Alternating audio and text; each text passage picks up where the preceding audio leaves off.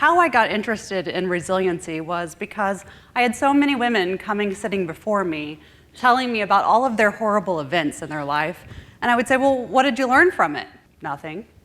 Okay, well, we definitely need to go through this and get some information from why we went through things. And I began to realize that even if we have really hard experiences, we don't actually build resiliency until we do the cleanup work, right? And so the next time we have a really hard experience, we're actually using pre-built resiliency, not the resiliency that we think we're getting in that hard moment.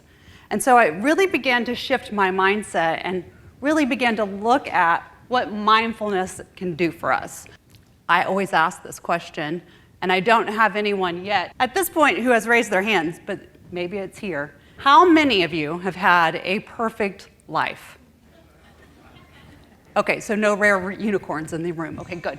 Right? I mean, none of us have perfect lives. We have situations, we have hard moments, and that's just the way it is, because life is filled with challenges. And just like I said, we use our resiliency, our strength from the past once we have really examined. And that's what I want to talk about right now, because most people, unless we're, in a group like this, who practice mindfulness all the time, they tend to live through the mindset of things are really great, but I'm waiting for the other shoe to drop. I know I have lived that way. Has anybody else? Yeah, right? I go, oh, this is so good. Something terrible is probably going to happen. And we have to get out of that mindset, obviously. So we can mindfully build resiliency so that when we have hard experiences, death, medical crisis, global pandemics, right? Financial situations, food shortages, that we can actually move through them without being taken down. And that's so important. We have to really look at these things. And I can't talk about resiliency without talking about trauma, right? Because that's what we tend to think of. Well, I built resiliency because I went through something really hard. Most people think that way. We have a new definition of trauma, and this is really important. And I want to talk about that really quickly before we get into how we mindfully build every single day. We used to think that trauma was that big, hard experience, the death, the car accident, that thing that really dysregulates our emotions. But now we know that trauma is anything for any reason, and it's not necessarily the event. It's how we connect to the event, which made sense to me when I went back and started looking at, well, how did I build my strength? It was all about the way I connected to that moment. And this is where mindfulness really comes into play. And again, trauma is anything for any reason. I often tell people who come and see me, it's not so much about what is happening to you, it's about what's happening through you. And that's where mindfulness really comes into play. So your brain, its number one job is to keep you safe. That's its job, right? We are always looking for hard experiences. Think about, oh, I'm looking for the other shoe to drop, right? We're on this path all the time looking for what's going to keep me emotionally safe, mentally safe. Am I going to have to use that past resiliency? What do I need, want, and desire? I like to think of the brain as your supercomputer. It is really helping us look for what we need and want and keeping us away from really hard things. So I like to say that the supercomputer likes to use its anti-Norton virus to make sure that the hard things don't come in. When we talk about resiliency, I want you to realize that even if you've had a life that is not perfect, that, some people will say, well, I've had such hard experiences. I just, wish that life was a little bit easier, and I'm just not that resilient. Well, resiliency is not a trait, it's a behavior, which means that even if you don't feel resilient right now, everyone has the opportunity to build more resiliency. And that's where I love to teach so much, because resiliency really is an inner battery, right? When our batteries are full, we can turn the channel really easy, right? It's easy to be able to move through anything. But when our battery is really low, we're sluggish, We're making really hard decisions. We're doing things that don't work for us. So resiliency is our ability to quickly recover from anything, right? So we can use other words like flexibility, strength, sturdiness, toughness. And this is where our mindfulness practice comes into place. Again, it's that inner battery that can help us feel better. When we talk about hard things, I often hear a couple words, and it is, I am stuck. How many people have ever felt that way in their lives? Yeah. Even a clap. I'm with you, right?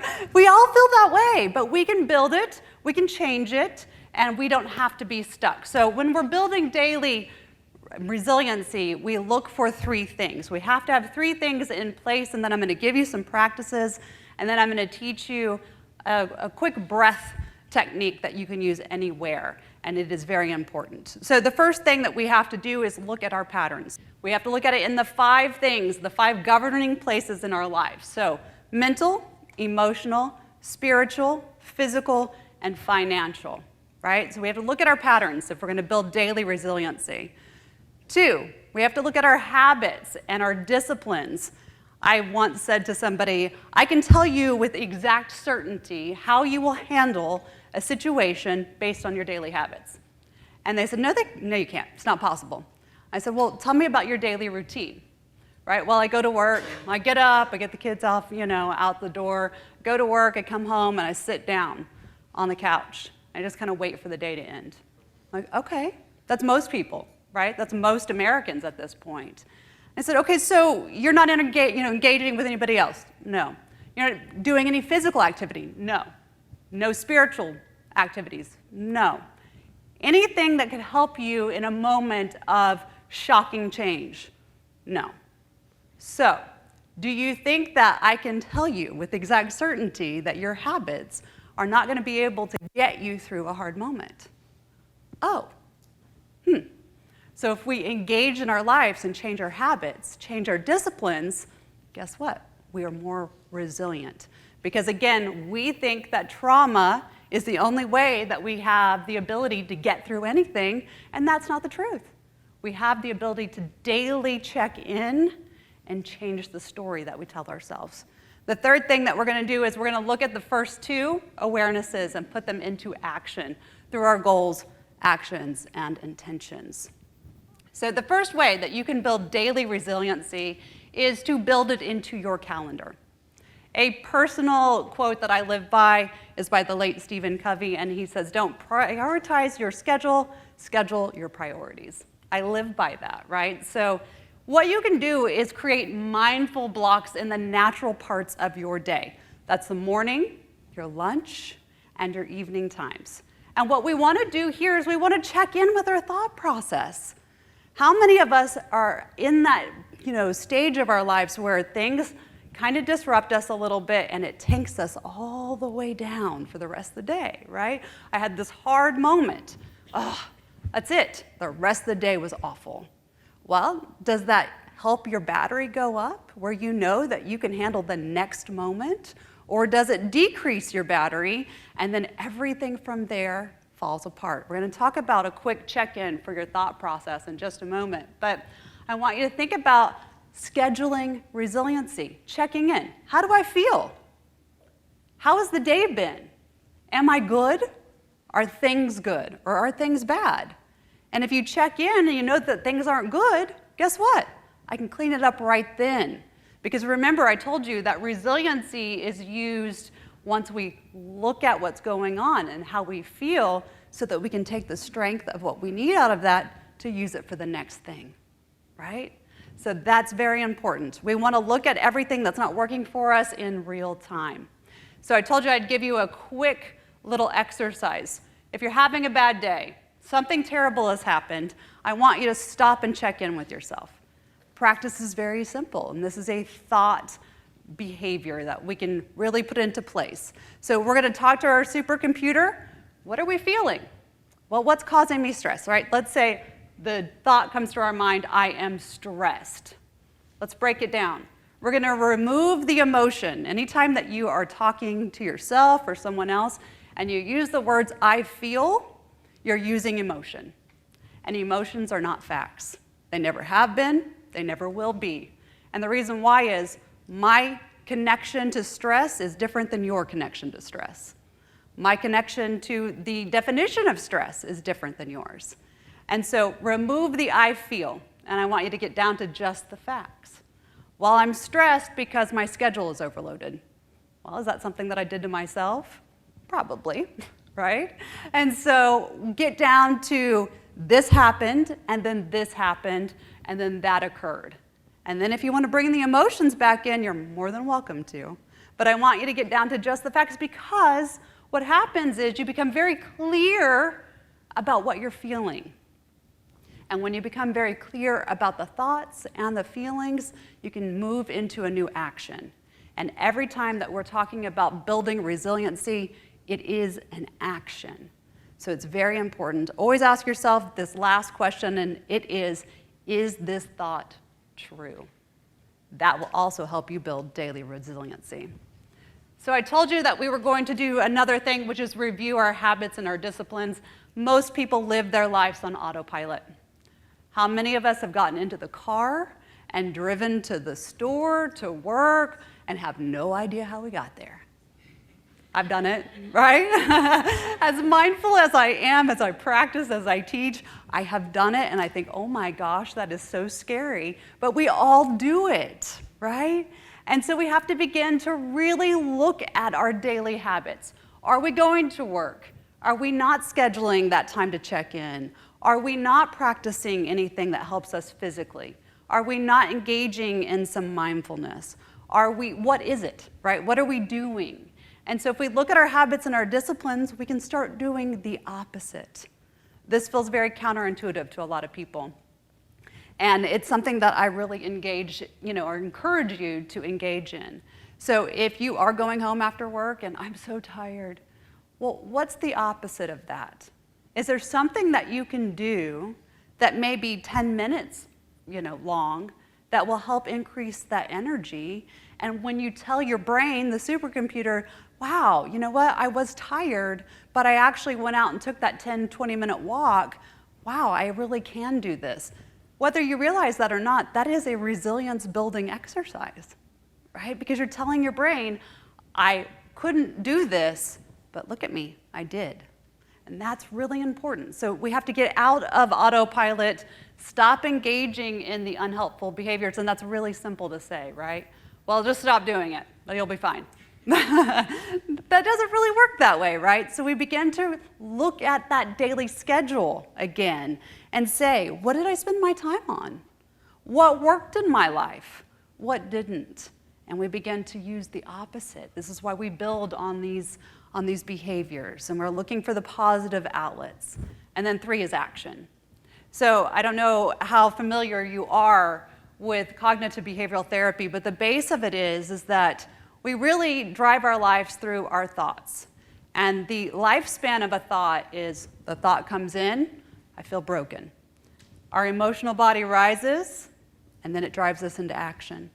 And an action can just be another thought. Yep, you sure are, you're broken. And then that internal battery goes down, and there is no resiliency. Our resiliency is built in movement in our choices by identifying what works for us and what doesn't. Again, going back to that schedule, going back into looking at our habits. And so what we want to do is tell the supercomputer, I have a new habit. I have a new ability to do something. I've got this. How many people tell themselves that? I know like when I'm running and I'm trying to go up a hill, I'm like, I got this. No, I don't got this, right?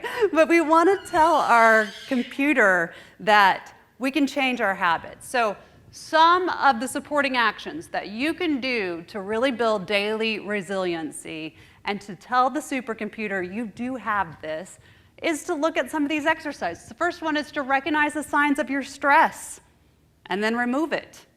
Right? So if you're overscheduling yourself, guess what? I'm not going to overschedule myself anymore. I'm going to be more mindful about how I feel and what I'm doing.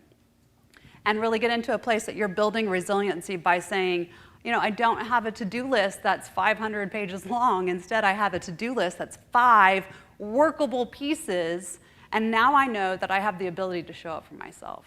That builds resiliency.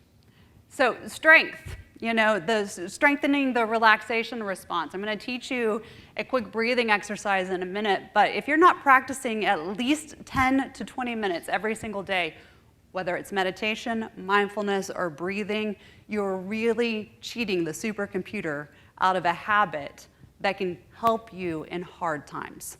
So definitely do that. Meditation is a big one. I teach meditation. You can go to Calm, Insight Timer, Headspace. Those are great apps to use that are right there on your phone. I know you have that supercomputer in your pocket, right? So definitely do that. Those are great pieces to use. Engage in a mindful activity, right? So what can you do? Of course, those things that I just mentioned are mindful activities. But a mindful activity may just be stopping in the middle of the day and saying, how do I feel? It may just be sitting in silence for 10 minutes. What is it that you can do that's readily available to you and easy? Not asking you to go and buy all the things or to get a membership somewhere. I'm asking you to take 5 minutes. If I'm in my car by myself, guess what? I'm quiet. Because it's about the only time in my day that I have, right? So what can I do to give myself just a few minutes to build a new activity? You should ask yourself that. Build your physical health. We're here, we're talking about eating the right foods, about moving our bodies, but a lot of times we'll put our mindset into doing these things, but we fail to really think about, am I sleeping enough? Am I breathing properly? What small changes can I make to definitely invest in myself? Where if something horrible happens, I've been told that, I've got this really bad diagnosis. Well, I can move through it because I have already built my resiliency battery up. I'm not going to connect to this event in such a horrible way because I know that I have the power of choice. And that's why we build resiliency. Increase your positive emotions every day. How many of you have actually stopped at one point or another and said, what brings me joy? Yeah, see, I love this clap. It's good. Right? I love that. And a lot of people don't do it. But this is a great way to build resiliency in your life, is to stop and say, I know what brings me joy. I know what brings me happiness, and I know what I'm grateful for. Because what happens when the hard things happen is that we can go, I know that I have a community. I know that I can go and turn on this great comedian that I love and engage in humor. I know that I can go out for my run or my walk or my yoga class, and I'm going to not only have community, but I have the ability to emotionally move all of these things that are happening, and I can feel better. This is why we build this. And then I want you to counter your unhelpful thinking. So just in the beginning, I was telling you could break down to just the facts of any situation. But a lot of times when we have hard things happen, we immediately fall into the negative. And there's a reason why that occurs. Because the supercomputer is looking for the hard things. It's looking for all of the negative things to keep you safe and to make sure that you don't fall into any pitfalls. And so when that happens, we're naturally going to fall off into, I hate this, this sucks, I don't want this, why is this happening, right? And so we have to start thinking about the daily thoughts. If we're telling ourselves that daily, we have no resiliency in our tank ready to use when the hard things happen. So, breath work. I know we just had that beautiful meditation, and I teach meditation. It is something that I think everyone should do. But when we use our breath, something happens, and it's called coherence. And coherence is the alignment between the heart, the mind, the emotions, and the physical systems of the body. So we want to stay in coherence.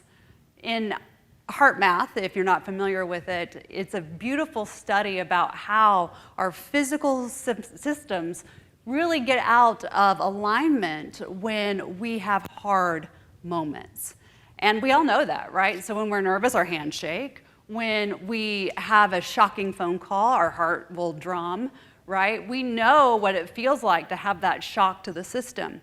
And we have this beautiful system within us that's free and readily available, and it's your breath. And it is the only natural way to come back into coherence. So I'd love to teach you a coherence exercise. It is a Heart Math Institute practice that I love to teach. I'm going to teach two things. One, being just the actual quick practice, and then two, the shift and lift. And this takes just literally seconds. So step one, if you'd like to, is just place your hand over your heart and take a deep breath. You don't have to close your eyes if you don't want to, but just continue to breathe, and I want you to flow with that breath. And I want you to think about the breath coming in and out of your heart center. When I teach this, and I have people that have a hard time visualizing this, I want you to think of your favorite color. And think of that as a ribbon coming in and out of your heart. So just deep breath in and out.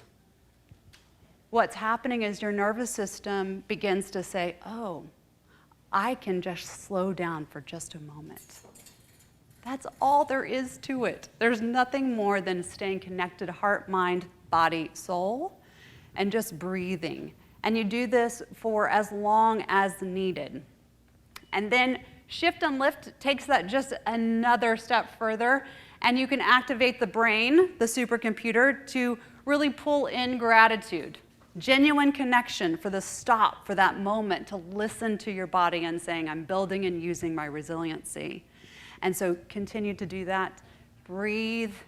Think about how grateful you are for the moment. Gratitude is one of the best resiliency builders there is. So definitely think about that and do that. If you have a hard time, think about other people that you love and have deep appreciation for. And then the third step is to radiate that energy. That's it. The truth is, you are already resilient. You are. You build resilience every single day. So continue to use the behavior and add to it. And that's it. You are resilient.